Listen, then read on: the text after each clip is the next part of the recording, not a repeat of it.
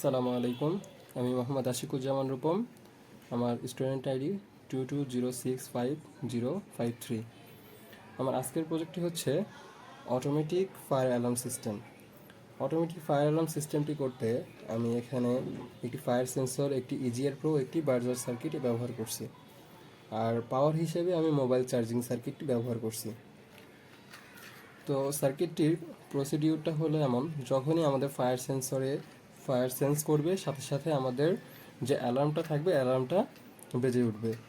তো ফায়ার সেন্সরে যখনই আমি আগুন ডিটেক্ট করাবো, সাথে সাথে সে একটি আউটপুট সিগন্যাল দিবে, যা ইজিআর প্রো ইনপুট হিসেবে গ্রহণ করবে এবং রিলেকে অ্যাক্টিভ করবে। আর রিলে অ্যাক্টিভ হওয়ার সাথে সাথে আমাদের অ্যালার্মটি বেজে উঠবে। এখন আমি দিয়াশলাই দিয়ে আগুন ধরিয়ে যখনই সেন্সরের সামনে নিয়ে আসছি, তখনই আমাদের অ্যালার্মটি বাজছে। যখনই আমি আগুনটা সরাই নেই, সাথে সাথে আমাদের অ্যালার্মটি বন্ধ হয়ে যাচ্ছে। আবার যখন আগুনটা নিয়ে আসছি, সাথে সাথে অ্যালার্ম বাজছে। আগুন সরাই নেওয়ার সাথে সাথে অ্যালার্ম নিভে যাচ্ছে।